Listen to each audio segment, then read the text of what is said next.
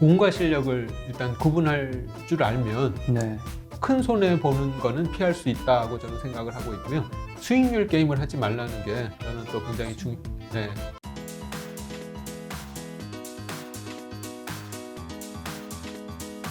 오늘 지금 바로 돈의 심리학 편입니다. 워렌 버핏이 부자가 된 이유로 투자보다 중요한 것이 있다면서 책에 이런 문장이 있더라고요.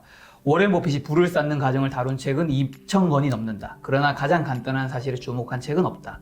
버핏이 그렇게 큰 재산을 모은 것은 그가 그냥 훌륭한 투자자여서가 아니라 어릴 때부터 훌륭한 투자자였기 때문이라는 사실 말이다. 여기서부터 사실 되게 놀라웠는데 버핏의 순자산은 845억 달러다. 그중 842억 달러는 신번째 생일 이후에 축적된 것이다. 815억 달러는 그가 60대 중반 이후에 생긴 것이다. 워렌 버핏은 경이로운 투자자다. 그러나 그의 성공을 모두 투자 감각적으로만 돌린다면 핵심을 놓치는 것이다. 성공의 진짜 열쇠는 그가 무려 75년 동안 경이로운 투자자였다는 점이다. 네. 이런 얘기가 좀 있더라고요. 네. 사실 이게 이제 그 복리의 마법을 설명하기 위해 가지고 이 저자가 예를 든 건데요. 네. 이 복리라는 게 처음에는 굉장히 더디게 자산이 늘어나는 것 같은데 그렇죠. 어느 순간 임계점을 넘어가면 네. 이게 정말 기하급수적으로 늘어나는 게 복리의 마법이거든요. 네. 그래서 이제 그 복리의 마법을 가장 몸소 전 세계 실천으로 보여준 분이 이제 워렌 버핏인데요. 네. 사실 제가 이제 맨 처음에 그 설명드렸던 얘기 중에 하나가 많은 사람들이 부자가 되는 방법으로 높은 수익률을 달성을 하는 게 부자가 되는 방법이다 그렇죠. 라고 생각을 하는데 그렇지 않다고 저자가 얘기를 하고 있다고 얘기를 했잖아요. 네. 그게 이제 바로 워렌 버핏이 바로 그런 그 신뢰가 될 수 있을 것 같거든요. 네. 물론 워렌 버핏은 뭐 수익률도 높긴 하지만 워렌 버핏의 수익률이 높긴 해도 뭐 한 30% 수준 뭐 이 정도 수준입니다. 근데 이제 많은 사람들이 내가 부자가 되려면 뭐 50%, 60%, 뭐 100% 수익 뭐 이런 걸 올려야 부자가 되지 않느냐라고 생각을 하는데 그렇게 높은 수익은 사실 지속적으로 달성을 하는 게 불가능하거든요. 네. 그리고 높은 수익을 올린다는 얘기는 또 거꾸로 얘기를 하면 내가 그만큼 리스크를 걸머진다는 얘기랑 똑같습니다. 그래서 그런 거보다는 그냥 적당한 수익을 네. 연 한 1, 20% 이런 적당한 수익을 그냥 꾸준히 네. 오랫동안 유지를 하는 게 더 부자가 되는 지름길이라는 거를 이제 이 책에서 계속 얘기를 하고 있고요. 네. 그런 것 중에 하나가 워렌 버핏의 사례를 이제 저자가 든 것 같습니다. 실제로 책에서는 워렌 버핏보다 더 훌륭한 투자자가 있다면서요? 네, 뭐 이 책에서 이제 예를 든 게 그 네. 짐 사이먼스라고 네. 그 르네상스 테크놀로지를 운영하시는 분 얘기가 네, 나오는데요. 헤지펀드 수장님. 네, 이분 수익률이 어마어마하죠. 이분이 그 1988년 이후에 연간 66%의 수익률. 네. 워렌 네. 버핏보다 거의 한 2배 많은 것 같은데. 네. 근데 이제 저는 사실 이 네. 짐 사이먼스보다 워렌 버핏이 더 뛰어난 투자자라고 생각을 하는데요.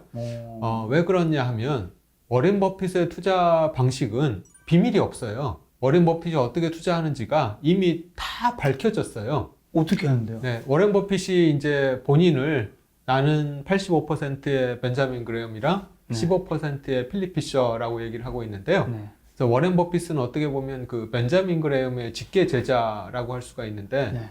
벤자민 그레엄이 이제 그 가치 투자라고 하는 거에 시조 되시는 분이거든요. 네. 그래서 그 1934년에 대공황 끝나고 나서 1934년에 이제 그 벤자민 그레엄이 증권 분석이라는 책을 썼는데 그 증권 분석이라는 책 안에 어떻게 투자를 하면 부자가 될 수 있는지가 다 나와 있거든요. 네.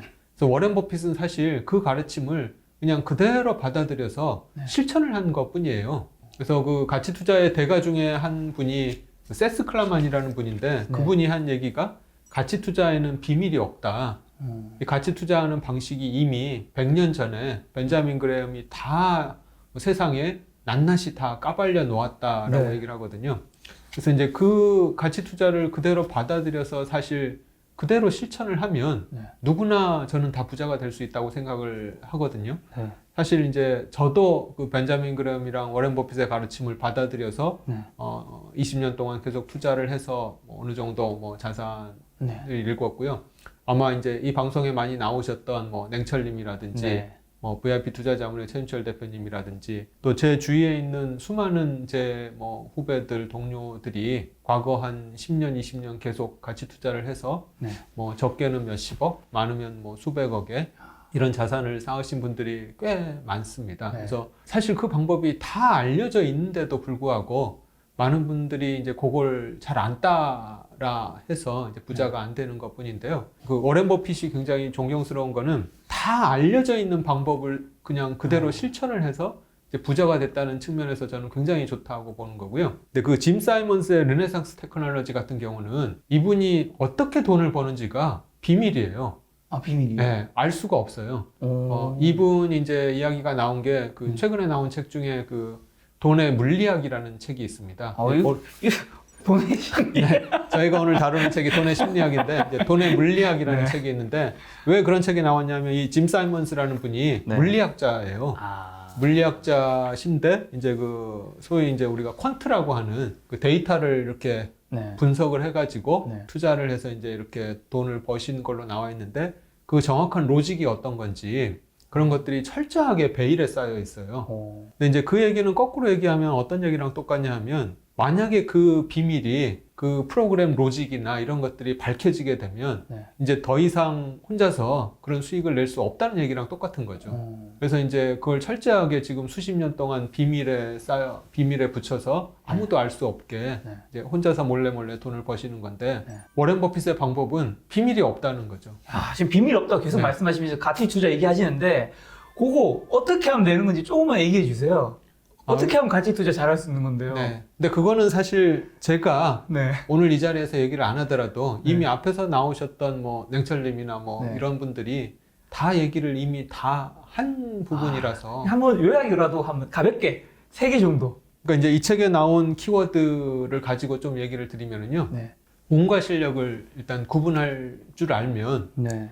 큰 손해 보는 거는 피할 수 있다고 저는 생각을 하고 있고요. 네. 그리고 또 하나가 안전마진을 추구하라는 얘기가 또 이 책에 나오거든요. 네. 그래서 이제 안전마진이라는 게 내가 생각한 가치에 비해서 싸게 사는 게 안전마진이에요. 그러니까 철저하게 싸게 사면 그거 역시 이제 내가 사고 나서 손해보기가 힘들다고 할 수 있는. 일종의 저평가된 주식을 사라. 네. 네. 근데 이제 저평가되어 있는지를 알려면 이 기업의 가치가 얼마인지를 내가 가늠을 할 수가 있어야 되니까 이 기업의 가치가 얼마일까를 가늠하기 위해서는 이제 어느 정도 좀 실력이 쌓여야 되는 거죠. 네. 수많은 기업들을 좀 살펴보고 네. 그래서 이제 아까 가치 투자가 좀 어렵다고 방법은 굉장히 쉽지만 실천하기가 좀 어렵다고 하는 게 이제 그런 수많은 기업들을 살펴보고 그 기업들에 대해서 이 기업이 가치가 얼마인가를 내가 가늠해 볼 수 있는 이제 그 실력을 쌓는 데까지는 어느 정도 시간이 좀 필요합니다. 그래서 이제 그 시기를 좀 견뎌내는 그 부분이 좀 힘든 부분입니다. 첫 번째가 운과 실력을 구분해라. 두 번째가 안전마진을 확보하라.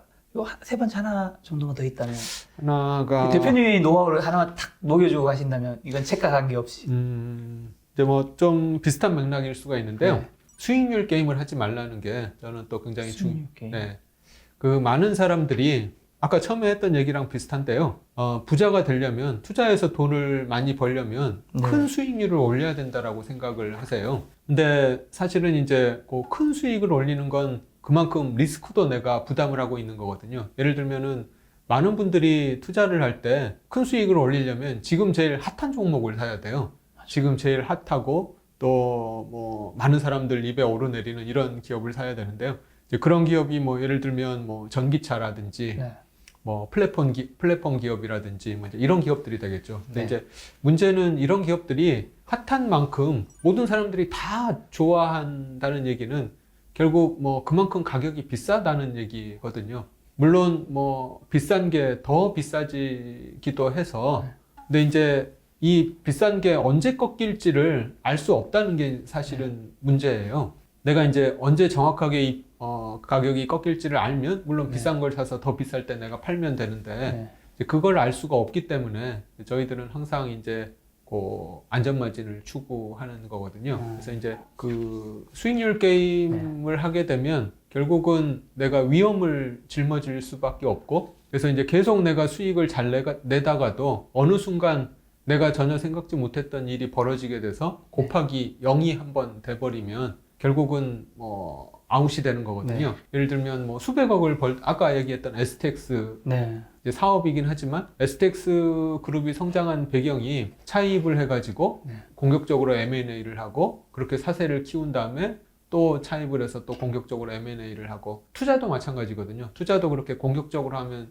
수익이 굉장히 많이 날 수 있는데 네. 어느 순간 위기가 나오고 또 이제 내가 생각하지 못했던 일이 벌어지게 되면 네. 이제 곱하기 0이 돼서 순식간에 재산을 다 잃게 되는 반대 매매를 거죠. 당해서 네. 어떻게 보면 말씀하신 내용은 좀 레버리지 같은 것들은 본인이 좀 통제할 수 있는 수준에서 네. 해야 된다는. 네. 그래서 수익률 게임을 하기보다는 하여튼 이제 그냥 적당한 수익을 꾸준히 올리는데 네. 더 집중을 하는 게 하여튼 장기적으로는 더 좋은 방법이다. 네. 아까 이제 안전마진에서 저평가주의 얘기하셔서 제가 궁금해서 그런데 저평가라는 건 어쨌든 기업의 가치와 주가를 비교해서 저평가된 주식을 사는 거라면 만약에 예를 들면 플랫폼 기업이라면 A라는 기업가 있고 B 기업, C 기업 여러 개가 있다면 다른 기업과 비교해서 좀 저평가된 것도 이걸 비교하는 것도 좀 필요한 거겠네. 네, 그렇죠. 이제 비교는 다 이제 상대적인 거니까요. 네. 상대적인 거긴 하지만 물론 이제 플랫폼 기업들 중에서 상대적으로 더 싸고 비싸고 하는 게 물론 있을 수는 있지만 네.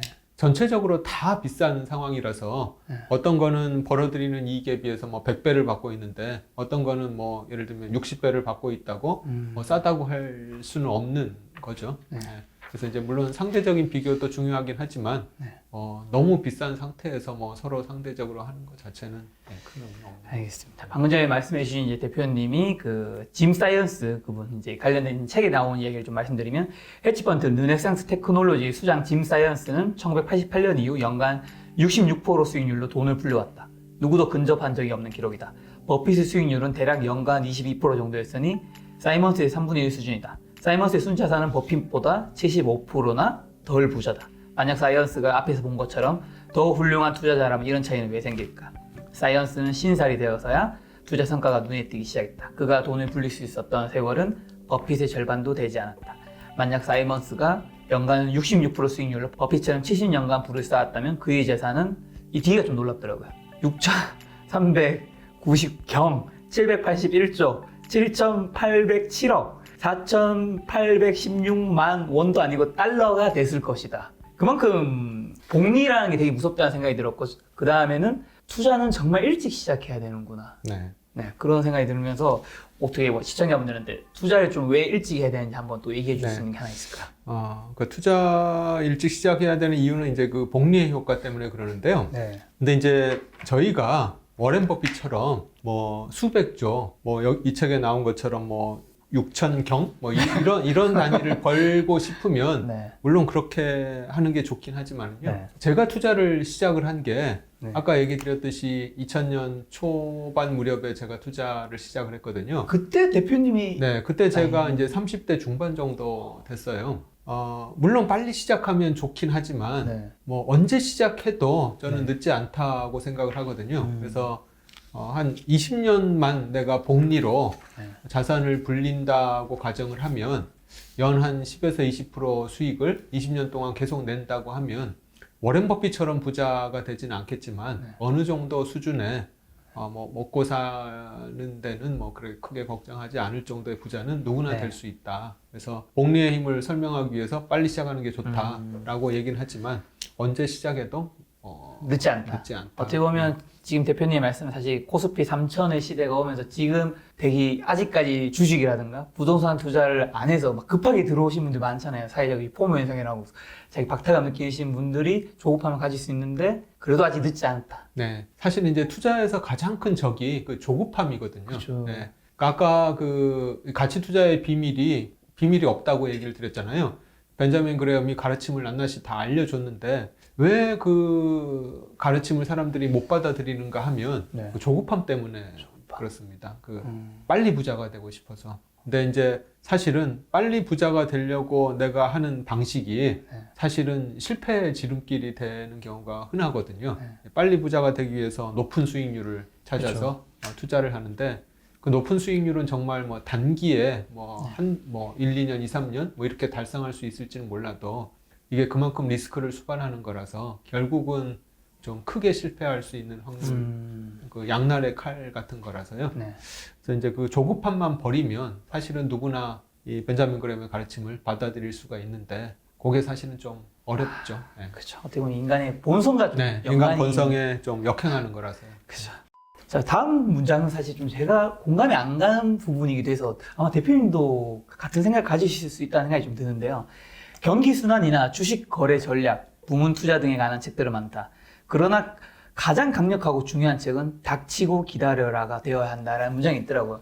이건 약간 미국 시장에서 S&P 지수량이 계속 우상향했기 때문에 좀 적용되는 이야기이지 않을까. 한국 시장에서는 올해 장 이전까지는 좀 해당되지 않는 이야기이지 않을까라는 생각이 좀 들었는데 대표님 어떻게 보세요? 네. 그러니까 이제 그 많은 분들이 장기 투자를 좀 오해하고 계시는데요. 네. 장기 투자라는 게 뭐 10년, 20년 이렇게 계속 투자를 해서 뭐 그 한 종목에서 뭐 10배, 20배 수익이 나는 뭐 이런 거를 생각을 하시는데 사실은 그 장기라는 거는 사람마다 좀 많이 다르고요. 저 같은 경우는 예를 들면 이제 3년 정도를 기다릴 생각을 하고 투자를 합니다. 우리가 이제 내다볼 수 있는 미래가 저 같은 경우는 3년 정도는 내다볼 수 있어도 그 이후를 내다보는 건 좀 불가능하다고 생각을 하거든요. 근데 이제 그렇게 3년을 내다봤는데 뭐 기업이 3년 후에도 계속 좋아지고 하면 또 거기서 3년을 더 내다보고 기업이 또 좋아지면 거기서 또 3년을 더 내다보고 이런 게 이제 누적이 돼서 이제 결국은 뭐 10년, 20년 들고 갈 수는 있어도 처음부터 내가 뭐 10년, 20년 투자를 하겠다는 관점으로 이렇게 그 투자를 하는 거는 저는 좀 힘들다고 보여지고요. 그리고 이제 김 작가님 얘기하신 게 국내 시장은 뭐 박스권에 그동안 갇혀 있어서 이렇게 오랫동안 기다리는 게 힘들지 않냐고 얘기를 하셨는데 이제 이게 그 10년, 20년 장기 투자하는 거를 얘기를 하시는 거라고 생각을 하는데요. 가치 투자는 내가 그 생각한 가치에 도달할 때까지 기다리는 거거든요. 그냥 무작정 장기 투자가 아니군요. 네. 그래서 내가 그 생각하는 가치를 시장이 반영할 때까지 기다리는 건데요. 어떤 차이가 있냐면 이게 이제 닥치고 기다려라기보다는 저는 이제 좀 달리 표현을 하면 천천히 부자 되는 방법을 이렇게 표현한 것 같은데요. 예를 들면 대부분의 사람들이 이제 투자를 어떻게 하냐면 아까 얘기 드렸지만 지금 제일 핫한 종목들을 찾아서 투자를 해요. 예를 들면 뭐 플랫폼 기업이나 뭐 이런 배터리. 테슬라 같은 뭐 이런 기업들을 이런 기업을 찾아서 투자를 하는 분들은 내가 사자마자 주가가 오르기를 바라거든요. 그렇죠. 네, 사자마자는 아니지만 하여튼 뭐 사고 나서 뭐 1, 2주, 한두 달 안에 성과가 나야 되는 거죠. 네, 근데 예를 들면은 워렌 버핏 같은 경우에 이제 옛날에 어떤 투자를 했었냐면 그 아메리칸 익스프레스라는 회사를 투자를 했는데 그 카드로 되게 유명한. 근데 이 아메리칸 익스프레스가 그 무슨 사업을 했냐 하면 그 샐러드유를 가득 저장한 창고를 담보로 잡고 이제 대출을 해주는 사업을 했어요. 근데 이제 나중에 봤더니 이 샐러드유 창고에 샐러드유가 들어간 게 아니라 바닷물이 들어가 있더라. 그러니까 이제 요 아메리칸 익스프레스가 사기를 당한 거죠. 그래서 이제 대출해서 이제 큰 손해를 봐가지고 아메리칸 익스프레스가 주가가 급락한 적이 있었어요. 근데 이제 워렌 버핏이 그 사례를 조사를 해봤는데 물론 이제 그 대출 건에 대해서는 아메리칸 익스프레스가 손해를 보긴 했지만 아메리칸 익스프레스의 이제 본 사업이 카드업인데 주위 사람들이 쓰는 걸 보니까 여전히 아메리칸 익스프레스 카드를 사람들이 계속 잘 사용하고 있더라는 게 이제 워렌 버핏 눈에 보이는 거죠.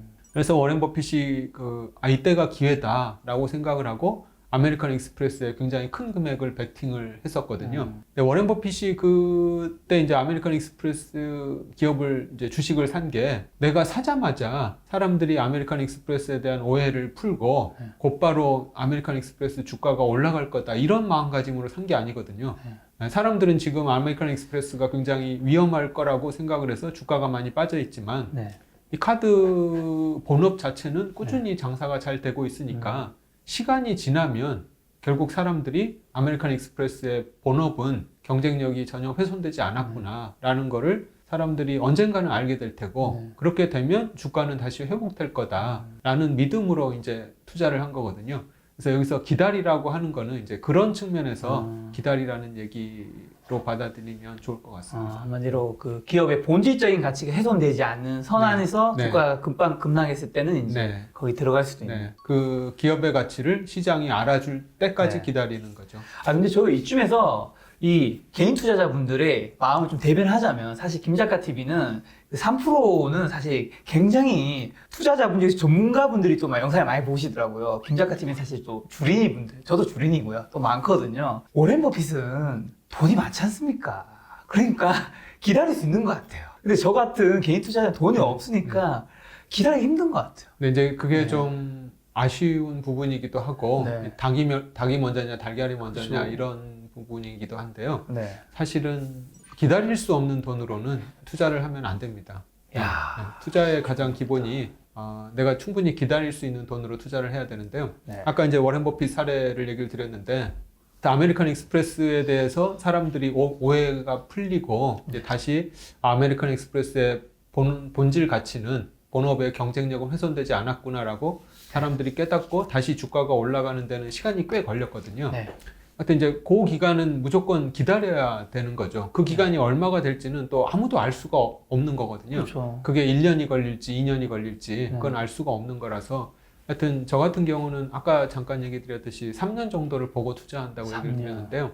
하여튼 뭐 사람마다 좀 차이는 있겠지만 최소한 2, 3년 정도는 내가 없는 돈이다 생각하고 기다릴 수 있는 돈으로 투자를 해야지 네. 이제 그렇지 않으면 좀 필패한다고 저는 아. 생각을 하고 있습니다. 혹시 대표님 그 VIP 자산운용 최준철 대표님과 친분이 있으신가요?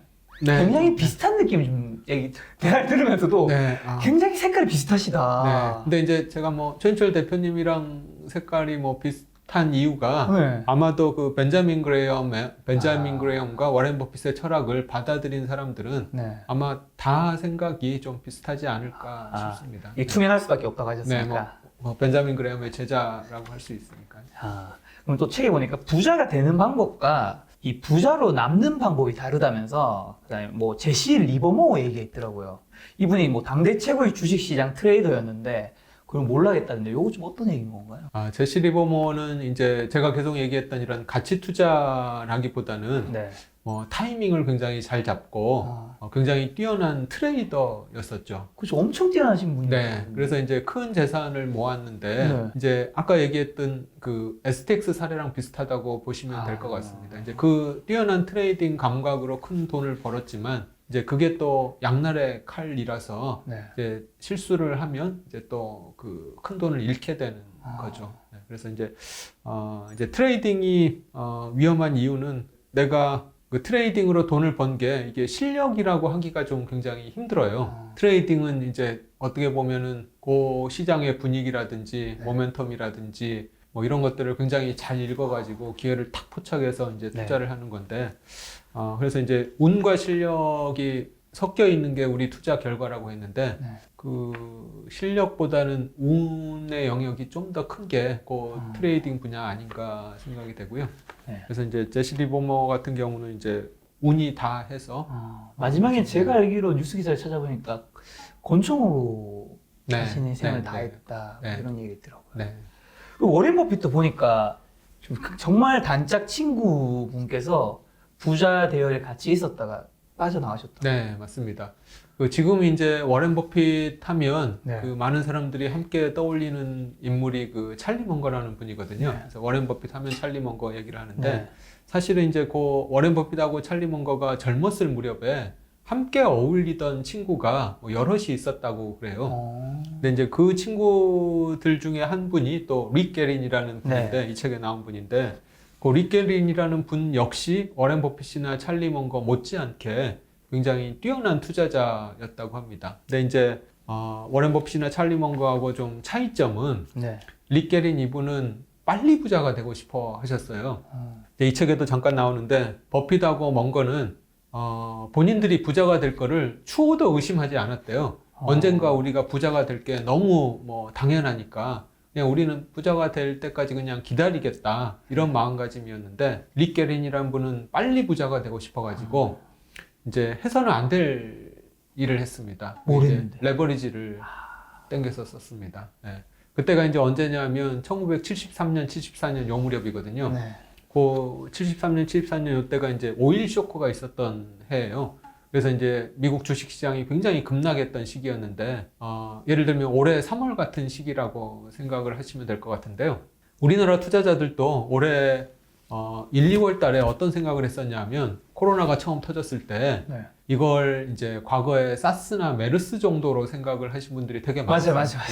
그래서 이제 생각나요. 과거 사스, 메르스 기억을 떠올리고 네. 아 이거는 이제 뭐 좀 있으면 금방 끝날 거니까 이제 그거에 비해서 주가가 좀 많이 떨어진다고 생각을 해서 이제 투자를 많이 하셨었죠. 근데 이제 거기에서 더 주가가 떨어지니까 이제 레버리지까지 도입을 해가지고 네. 투자를 했었는데 결국은 이게 이제 사스나 메르스보다 더 심각한 이 전염병이라는 게 밝혀지고 주가가 이제 더 폭락해서 굉장히 큰 손해를 보신 분들이 많은데요. 그 릭겐이라는 분도 마찬가지로 네.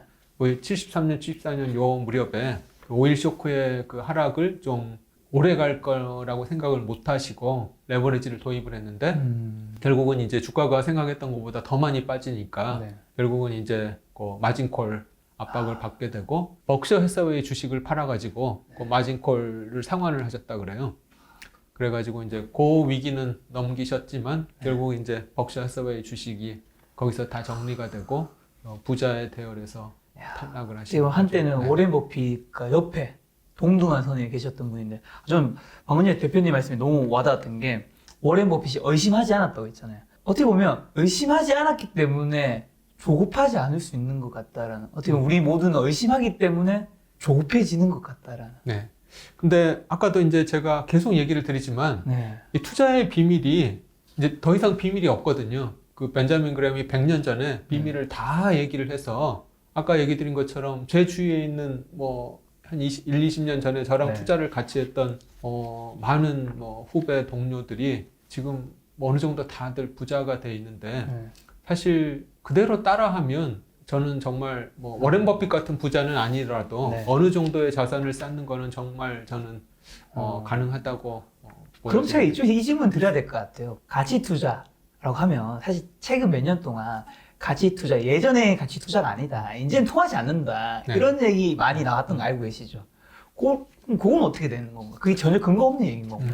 근데 이제 그 가치 투자를 또 많은 분들이 오해하는 것 중에 하나가 가치 투자는 시장을 항상 이기는 투자다라고 이제 잘못 받아들이세요. 가치 투자를 하면 아 내가 이제 시장보다 네. 떨어지지 않고 시장을 계속 이겨나갈 수 있을 거다 이렇게 잘못 받아들이시는데 네. 그게 아니거든요. 가치 투자라는 거는 장기적으로 봤을 때 결국 내가 손해를 보지 않고 돈을 잃지 않고 시장을 이겨나가겠다는 자세가 이제 가치 투자거든요. 그래서 벤자민 그레엄이나 워렌 버핏의 과거 투자를 보면 그 가치 투자자들 같은 경우에도 네. 뭐 2년, 3년, 심지어 4년 뭐 이렇게 시장에 계속 뒤처지는 경우가 굉장히 많이 있었어요. 예를 들면 찰리 먼거 같은 경우도 워렌 버핏하고 같이 이제 굉장히 투자 구루 중에 한 분이신데 그분도 그 73년이나 74년 요 무렵에 시장보다 훨씬 많이 손실을 보셨고 벤자민 그레엄이 활동하던 시기에도 네. 성장주만 계속 올라가던 그런 시기가 굉장히 많이 있었거든요. 그렇죠. 1950년대에도 성장주만 굉장히 올라갔었고요. 그리고 60년대 말 요때도 이제 고고 이어스라고 해가지고 그때도 그렇고 70년대 초반도 니프티 피프티라고 네. 그 똘똘한 50종목만 줄기차게 가던 시장이 있었고요. 또 대공황이 있기 직전에 대공황이 1929년에 있었는데 그 대공황이 있기 직전에 20년대 후반 중후반에도 또 성장주만 그렇게 가던 시기였어요. 근데 이제 그런 시기에는 가치 투자자들이 시장을 이기기가 굉장히 힘들어집니다. 네. 그래서 이제 그런 시기를 1, 2년, 2, 3년 겪고 나서 많은 분들이 이제 가치 투자는 더 이상 통하지 않는다, 네. 끝났다라고 얘기를 하는데 그런 시기는 반드시 항상 있을 수밖에 없다고 이제 그레엄이나 버핏도 얘기를 하고 있고요. 네. 그래서 가치 투자가 항상 시장을 이기는 게 아니라 네. 그런 시기도 물론 있긴 하지만 결국 뭐 10년, 20년 이렇게 긴 흐름으로 보면 네. 결국 가치 투자가 시장을 이긴다고 얘기를 하고 있고요. 또 실제로 그레엄이나 버핏을 보고 또 이제 제 주위를 봐도 결국은 그렇다고 생각을 합니다. 말씀하신 이제 책의 내용이 이제 워렌 버핏은 부자로 남았고 40년 전 투자 단짝이었던 릭 게릭은 사라졌다. 찰리와 저는 늘 우리가 믿기지 않을 만큼의 부자가 될 거란 것을 알았습니다. 우리는 부자가 되려고 서두르지 않았었어요. 결국 그렇게 될 거란 걸 알았으니까요. 게린 역시 우리 못지않게 똑똑했지만 그는 서둘렀던 거지요. 그래서 그 다음 질문 좀 드리고 싶은 게 재정적 성공이 무엇이냐는 질문에 이제 저자가 생존이라고 말하잖아요. 네.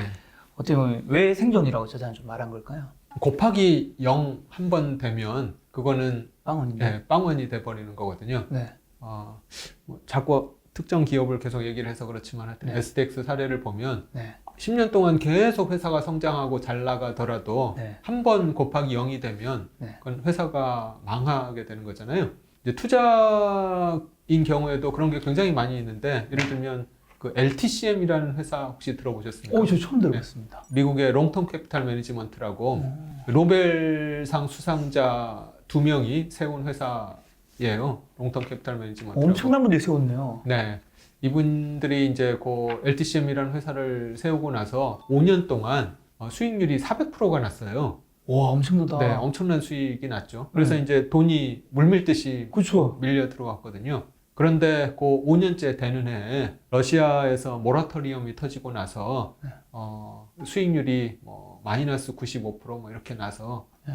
회사가 망해 버렸습니다. 노벨상을 받으신 분들이. 네, 노벨상을 받으신 분들이. 네. 여기서 나온 게 그 네. 투자는 네. 뭐 그런 지능이나 이런 거하고 상관없다고 얘기를 네. 하고 있잖아요. 어떻게 보면 노벨상을 받으신 분 세계에서 진짜 제일 똑똑하신 네, 분들인데. 네, 네. 그래서 이제 생존이 중요하다는 얘기가 이제 아. 그 얘기를 하는 거죠. 이 생존이 중요하다는 얘기는 세상 일은 내가 전혀 생각하지 못했던 일이 언제든지 벌어질 수 있으니까 네. 노벨상 그 타신 분들이 러시아가 모라토리엄을 선언할 가능성은 거의 제로라고 봤거든요. 근데 그 제로라고 봤던 사건이 실제로 터져버린 거죠. 네. 그래서 이제 그분들은 생존에 대해서 네. 이제 좀 그 대안이 없었던 상황인 거죠. 아. 그래서 이제 생존이 가장 중요하다고 얘기한 거는 하여튼 내가 살아남아 있어야 네. 내가 망하지 않고 있어야 네. 이제 계속 이렇게 복리의 효과가 힘을 발휘하게 되는 거니까요.